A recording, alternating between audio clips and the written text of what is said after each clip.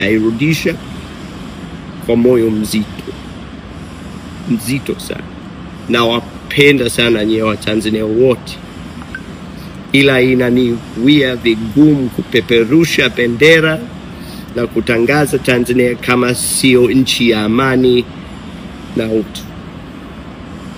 Kutokana na vurugu ambazo zimejitokeza hivi karibuni katika nchi ya Tanzania kufuatia uchaguzi wa Oktoba 29 mwaka 2025, ndugu Bongo Zozo ameamua kujiuzuru nafasi yake ya ubalozi wa utalii nchini Tanzania, akiandika na kueleza mambo mengi katika ukurasa wake wa Facebook akisema kwamba kutokana na hali ya uvunjifu wa amani na kupotea kwa utu nchini Tanzania, nimeamua kujiuzuru rasmi katika nafasi yangu ya balozi wa utalii. Nimesikitika sana kuangusha Watanzania kwa ujumla pamoja na ndugu yangu aliyeniteua Mheshimiwa Hamisi Kigwangalla na marafiki wengi niliowapata kupitia jukumu hili. Bongo Zozo anasema, ninawashukuru kwa moyo wangu wote kwa imani, upendo na fursa mlizonipa, ila kwa maumivu makubwa ninayohisi moyoni nimegundua siwezi kuendelea. Siwezi hadi siku nitakapopoa. Anamaliza kwa kusema kwamba namuomba Mungu siku hiyo ifike mapema ili aondoe maumivu haya moyoni mwangu na nirejee na amani ndani yangu na katika nchi ya Tanzania. Tumsikilize Bongo Zozo akieleza kwa kinywa chake. Mimi sijawahi kukatia tamaa Tanzania, lakini naogopa hiyo siku sasa imefika.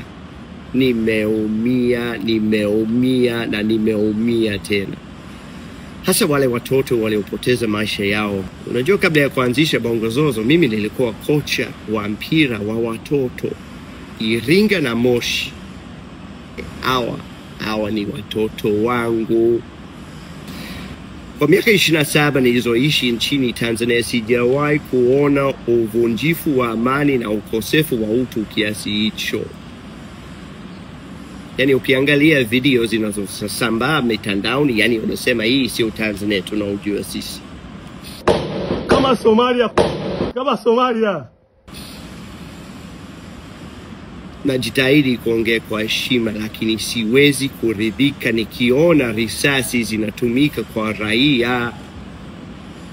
Mbona kuna njia nyingi ya kuzuia, ya kudhibiti vurugu mtani? Kuna kuwapiga na maji, kuna mabomu ya machozi, lakini risasi imenilaza chini. Napinga 100%. Basi uamuzi niliofikia ni kujitoa kwenye kazi ya ubalozi wa utalii kwa Tanzania.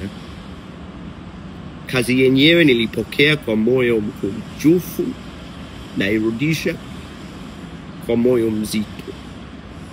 mzito sana.